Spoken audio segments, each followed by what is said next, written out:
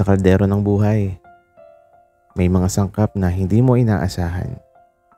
May alat na aral, may tamis ng pagkakataon, anghang ng kilig, at sabaw na di mo maipaliwanag ang lasa. Hanggang sa isang araw, may isang damdaming bigla mong matitikman.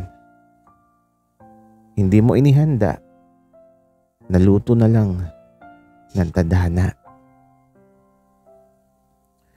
Ako si Gino, 23, probinsyanong Igorot na lumaki sa hamog ng La Trinidad, kung saan malamig ang simoy ng hangin, mainit ang gulay, at mas mainit pala ang tibok ng puso.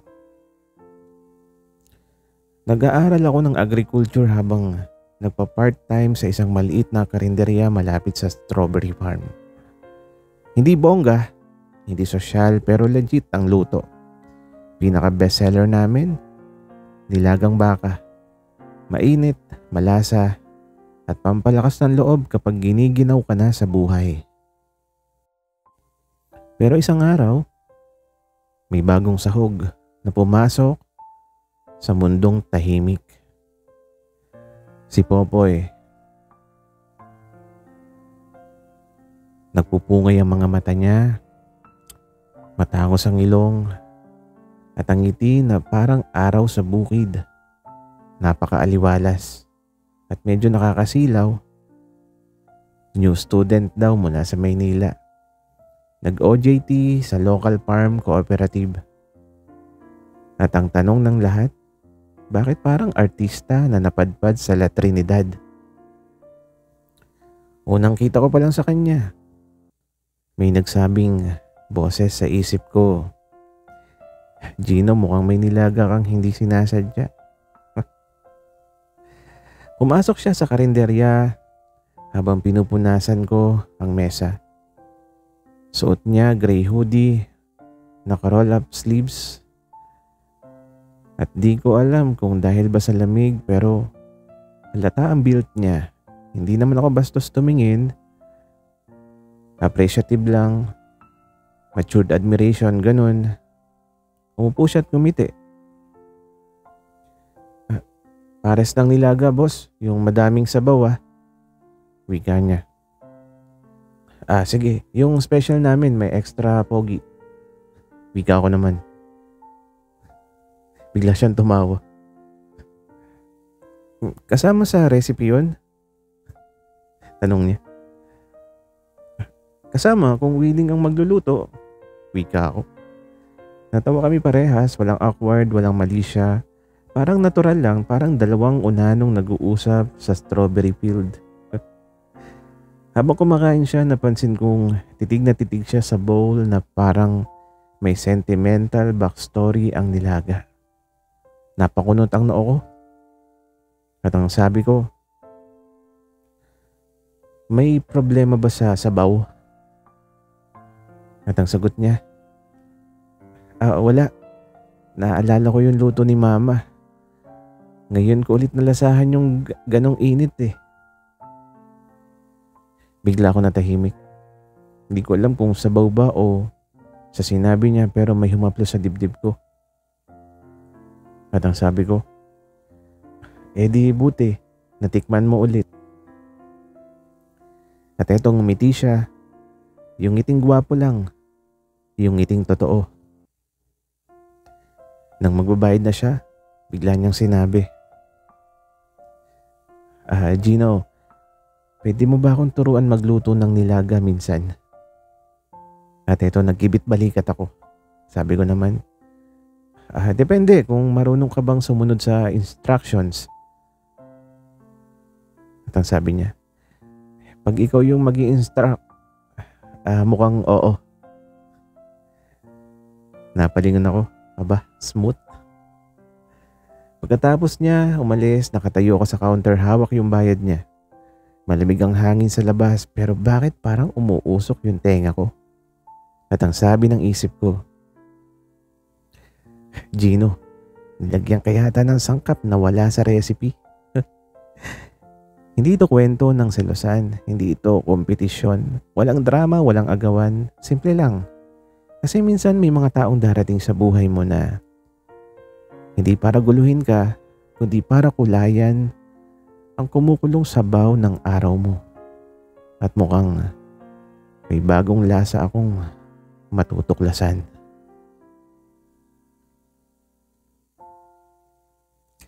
Kinabukasan gumising ako na may kakaibang gaan sa dibdib.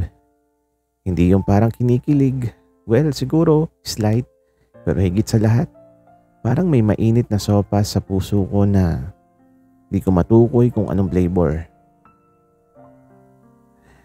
La Trinidad Public Market, ganito ang simula ng araw ko. Gulay, tawaran, hamog, at sigaw ng fresh strawberries po. Habang namimili ako ng repolyo, narinig ko sa gilid, Gino. Paglingon ko si Popoy, nakabonet, naka-jacket, hawak ang reusable eco bag. Hindi ko alam kung bakit. Ang refreshing niyang tingnan kahit mukhang kinagat siya ng lamig.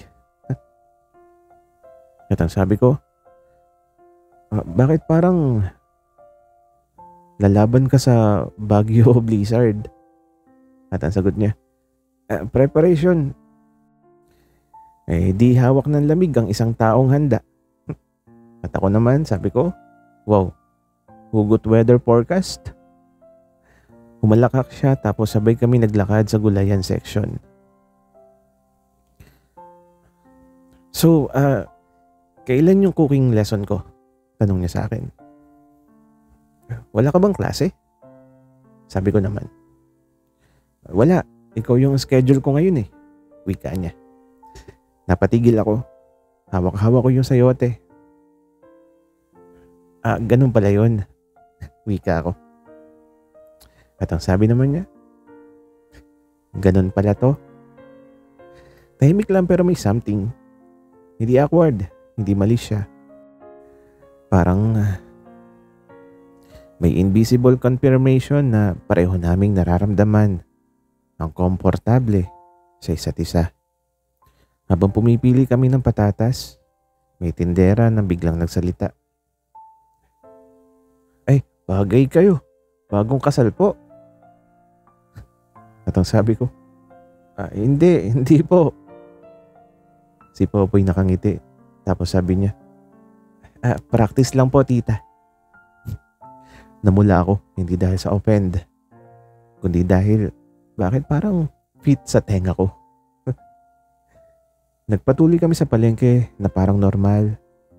Pero may sandaling parang kami lang ang nakakaintindi. Pumili ka ng carrots. Huwag yung malambot.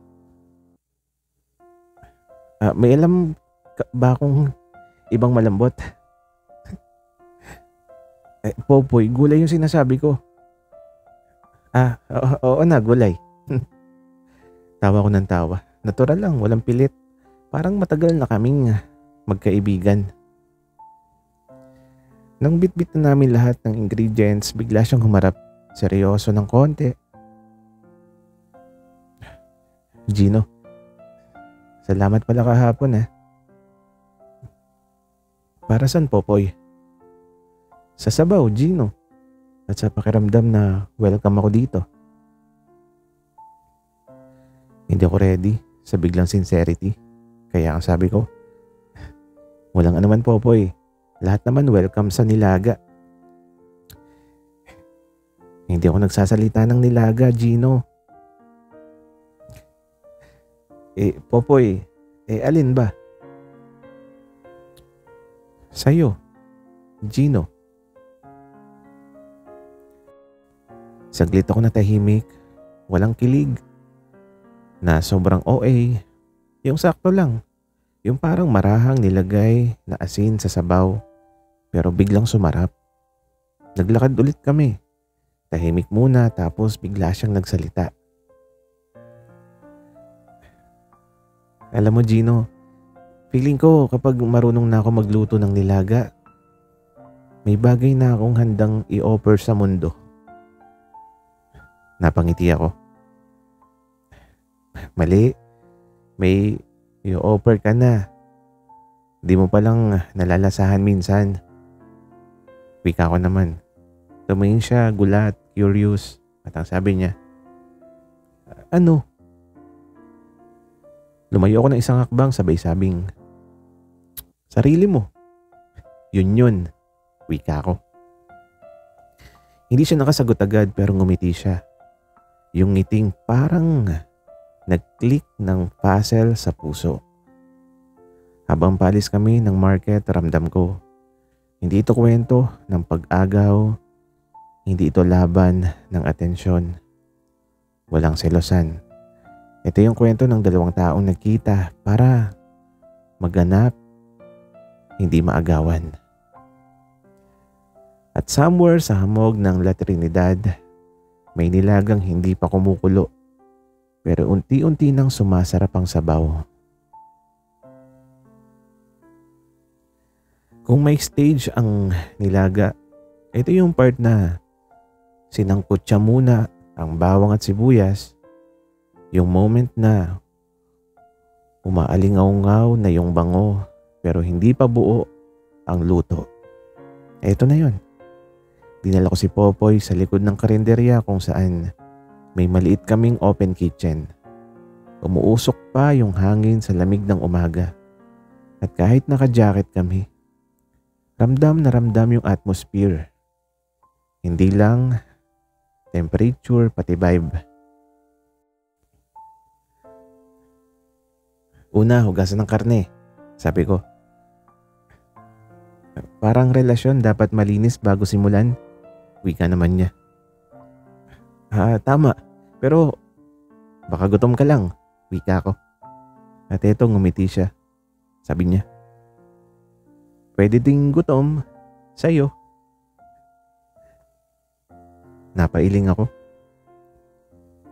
Pero may dimple sa labi ko na nagtatago ng ngiti. Tinuruan ko siya step by step. Surprisingly, mabilis siya matuto. Yung tipo ng tao na tutok, hindi nagpapakitang marunong pero ramdam mong may passion sa ginagawa. Next, sangkutsahin mo yung bawang at sibuyas. Dahan-dahan lang huwag sunugin. Wika ko. Para hindi mapait ang lasa? Wika naman niya.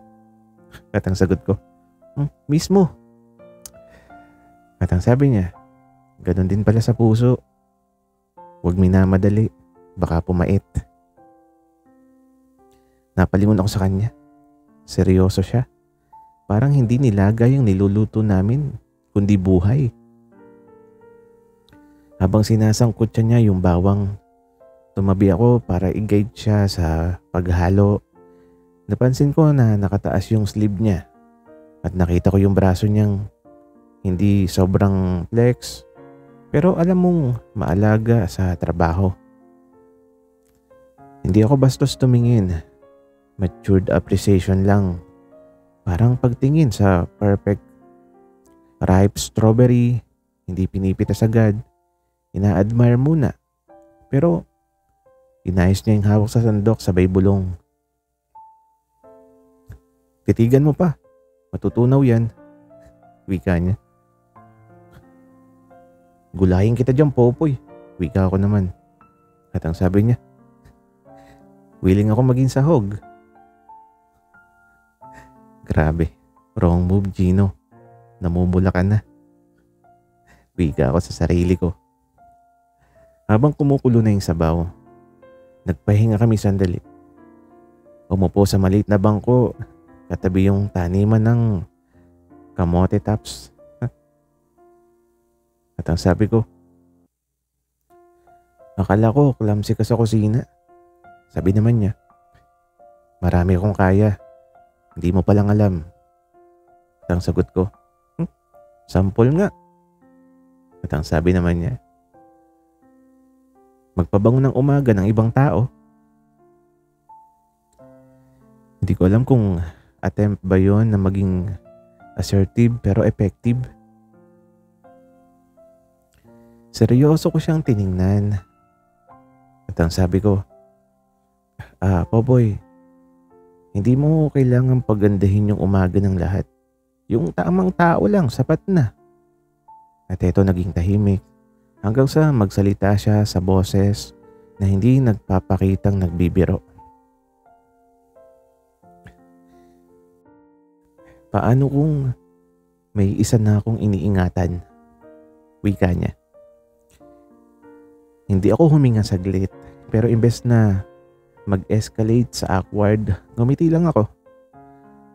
At ang sabi ko, di mahalin mo ng maayos. Huwag yung kalahati lang. Tumango siya. At sa tango na yun, parang may na-establish kaming hindi sinasabi, pero naiintindihan. Nang handa na ang nilaga, sabay naming tinikman. Okay ba? Tanong niya. Sabi ko naman, masarap. Mas masarap sa kahapon. Tanong niya ulit. Natawa ako sabay sabing, mas masarap kasi may kasamang ikaw. Walang kilig explosion, walang music drop, walang slow motion, pero may init na hindi galing sa sabaw, kundi sa pagitan naming dalawa. Minsan sa buhay, hindi grand gesture ang nagpapaiba ng ihip ng hangin. Minsan isang simpleng sandok, isang sabaw, at isang taong handang makinig habang kumukulo ang pangharap mo. May kakaiba kapag nararamdaman ay hindi minamadali. Parang nilaga, hindi pwedeng high heat agad, kundi low fire, tamang antok, tamang lambing ng oras. Ganito kami ni Popoy. Tahimik, steady, pero ramdam. Lumipas ang ilang araw na parang normal na gawain lang, pero may unti-unting nagbabago. Sabay na kami bumili sa palengke, sabay nagluluto, sabay kumakain sa likod ng karinderya habang tanaw ang foggy mountains ng La Trinidad. Walang magulo, walang selosan, walang drama. Warm lang, consistent, totoo. Hanggang isang hapon, maaga kaming natapos sa paghahanda ng nilaga. Tapos biglang namatay ang kuryente sa buong barangay. Nauso yung brownout dahil sa may inaayos daw na linya. Naiwan kaming dalawa sa likod ng kusina. May gasera lang sa mesa at tahimik na hamog sa labas. Gino, kung may choice ka, anong gusto mong ulam habang buhay? Tanong niya. At ang sagot ko, nilaga. Ikaw ba? At ang sagot naman niya, yung may sabaw at may kasama. Napatingin ako. Sabi ko, kung walang kasama? Di hahanap. Sagot naman niya. At ito, napatigil kami. Sabi ko, paano kung nahanap mo na pero takot ka pang sabihin? Tumahimik ang paligid na parang isa siyang malaking buntong hininga. Tapos sabi niya nang mahina pero kita sa mata, hindi ako takot. Hinihintay ko lang mainit na yung sabaw para hindi mapaso. Hindi siya nagmamadali. Hindi siya nangaagaw. Hindi niya pinipressure yung moment. At ang pinakaastig, hindi ako kinakabahan, hindi ako kinakapos. Kalma, safe, hindi nakaka-overthink. Habang nakaupo kami, napansin kong may putik sa pisngi niya. Marahil galing sa pag-aani ng gulay kanina. Hindi ko napigilan ng matawa. Popoy, mukha kang kamote ngayon. Wika ko. Mas okay na yung kamote kaysa ube na di mo sure kung dessert o ulam. Wika naman niya. At ito, tawa ako ng tawa. Automatic kong umaangat yung kamay ko at pinunasan ko yung pisngi niya gamit yung sariling panyo ko. Hindi siya umiwas, hindi rin siya nag-overact. Tumigil lang sandali ang hangin at ang sabi niya, "Salamat, Gino." Sabi ko naman, "Walang anuman. Madumi lang talaga to eh."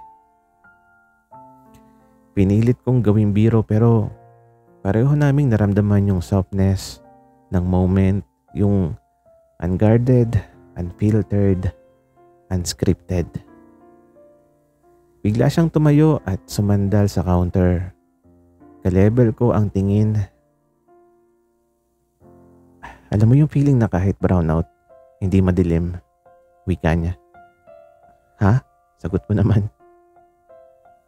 Kasi may taong nag-iilaw kahit walang kuryente, wika pa niya. Nagangat ako ng kilay at ang sabi ko, "Di good for Meralco." At ang sabi niya, "Hindi, Gino. Good for me." Walang halik, walang sobrang dampi, walang pagmamadali. Kasi yung moment mismo, sapat na. Parang sabaw na simmering, di sumasabog pero malasa. At na-realize ko, hindi pala lahat ng pag-ibig dapat maingay. Minsan ang pinakamatamis, yung hindi pinagsisiksikan, hindi pinaglalaban, kundi tahimik na pinipili araw-araw.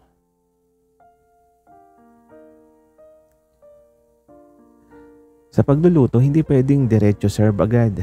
Kailangang tikim muna, hindi para sukatin kung perfect na, kundi para masabing handa na ang puso ng sabaw. Ganon din pala sa tao. Isang umaga, mas makapal ang hamog sa La Trinidad. Yung tipong hindi mo alam kung giniginaw ka o yumayakap sa hangin. Si Popoy, maaga na sa karinderya. Pagbukas ko, nakasandal na siya sa pinto. May hawak na mainit na strawberry champurado na binili niya sa kanto. "Para sa'yo, pampagising," wika niya. Hindi nilaga," wika ko naman. "Experiment, baka gusto mo ng ibang lasa, paminsan-minsan," wika niya. Ngumiti ako habang inaabot yung baso. Tama siya. Minsan kailangan may bagong timpla. Umupo kami sa gilid ng tindahan. Hindi nagsasalita agad, parang may gentle ceremony ang umaga na bawal istorbohin. Hanggang siya na yung bumasag ng katahimikan. "Gino, honest question," wika niya. Ano yun?" Sagot ko naman. "Ano bang hinahanap mo sa isang tao?" Tanong niya. Humigop muna ako bago sumagot. At ang sabi ko, yung hindi kailangan sumigaw para marinig ko. Yung hindi kailangang manakit para maalala ko. Yung hindi kailangang mang-agaw para mapili ko. At eto, napangiti siya. Parang naka-checklist bigla sa isip niya. Tapos, sabi pa niya. At ang sabi ko, yung kaya akong gawing kalmado kahit may bagyo, kahit brownout kasi magulo yung mundo. At ito, tumingin siya sa akin na parang may nakitang ironic na twist sa pelikula. At ang sabi niya, "Gino, bakit parang may kilala akong ganun?" Suminghap ako, halatang inaasar niya ako, pero di ko tinanggihan. At ang sabi ko, "Malay ko, baka imagination mo lang." At ang sabi niya, "Imagination ko, andito, umiinom ng champurado ko." Tawa ko ng tawa. Ang sarap sa tenga, walang pilit. Maya-maya, tumayo siya, nag-una tapos biglang yumuko para ka-level ko sa mata. At ang sabi niya, "Gino, hindi ako nagmamadali pero gusto kong malinaw." At eto, huminga siya. Hindi malalim na dramatic, kundi yung honest. At ang sabi pa niya, Kung balang araw ready ka na, gusto kong ako yung titikim ng nilagang pinaghirapan mo. At ayun na, hindi proposal, hindi confession. Imbitasyon. Imbitasyon sa pinto na hindi minamadaling buksan pero binabantayan. Tumayo rin ako at marahan kong sinabi,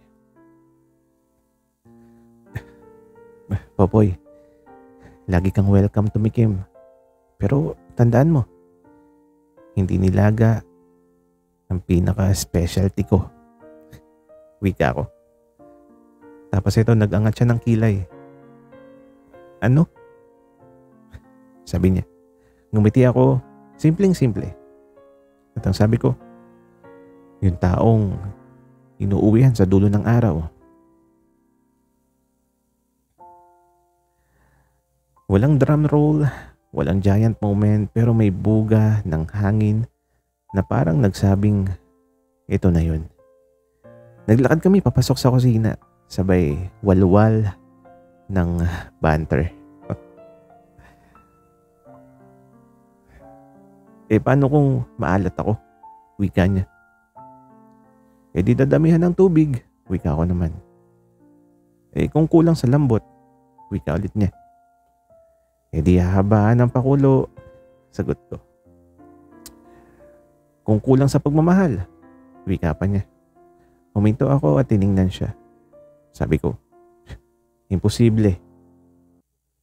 Dinadagdagan ko yun araw-araw. Natameme siya pero kinabog naman ako ng tibok ng puso ko. Sa araw na yun, wala pang kami, wala pang label, wala pang eksena. Pero may assurance, may pagpili, at higit sa lahat, may sabaw na siguradong hindi mapapanis dahil sinisimmer sa tamang init.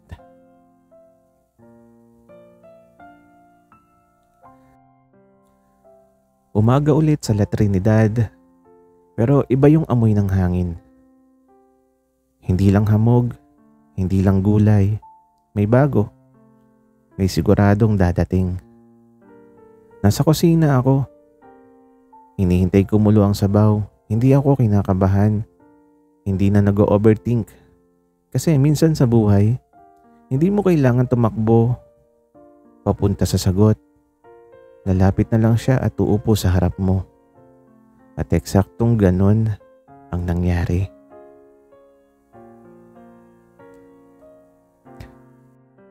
Good morning, Chef G. Wika niya. At ako, sabi ko, late ka. Kumukulo na lahat. At ang sagot niya, buti naabutan ko yung mahalaga. At eto, inilapag niya sa mesa ang supot ng sariwang Baguio beans, carrots, at isang pirasong maliit na papel. Tinapik ko. Ang sabi ko, ano to? At ito nakangiti siya. Sabi niya, recipe ko. Recipe, wika ko. Nang ikaw at ako, wika naman niya. Binuksan ko yung papel. Walang mountebank na lyrics, walang hugot na tula. Simple lang. Huwag magmadali. Huwag mang-agaw, huwag manakit. Pumili araw-araw magpakatotoo. Kung handa na, sabihin. Napatingin ako sa kanya. At ang sabi ko, sinunod mo ba lahat? Sabi naman niya, check na check. Ikaw? Ngumiti ako at inabot yung sandok. Hinawakan ko rin yung kamay niya. Sabay sabing, tinikman, tinimpla, tinotoo. Wika ko. At doon, hindi na kailangan ng maraming salita.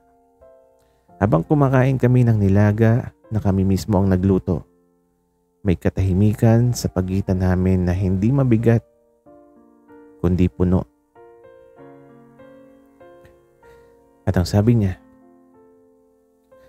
alam mo Gino, hindi mo ako binago. Sinamahan mo lang ako maging mas buo. At ang sabi ko naman, buti, hindi ako bagong recipe na nirevise mo. At ang sagot niya, hindi, ikaw yung original flavor na hinahanap-hanap ko.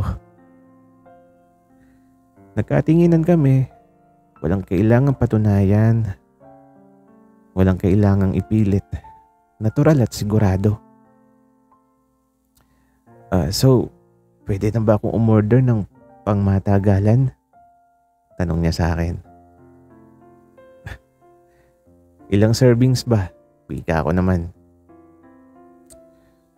Lifetime. Wika niya. Napatawa ako hindi dahil joke, kundi dahil tanggap na. Sige, pero bawal maubusan ng lambing. Wika ako. Never out of stock. Wika naman niya. At sa araw na yun, hindi lang nilaga ang inihain. Pati puso, pati oras, pati plano, pati paniniwala. At walang nasayang kasi walang pinilit. Walang inagaw, walang nagkulang. Sa kaldero ng buhay, hindi lahat ng sabaw nananatiling malinaw. May mga oras na matabang, minsan kulang sa asin. Minsan sobra sa init.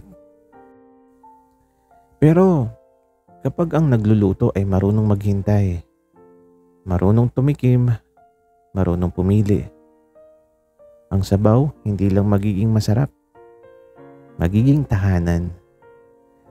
At sa nilagang yun may dalawang pusong natutong ang pagmamahal, hindi hinihila, hindi minamadali, at hindi pinagdadamot. Iyon ay inihahain kapag handa na at tinatanggap kapag totoo na. Sana'y nagustuhan nyo ang aming kwento. Maraming salamat sa inyong pakikinig.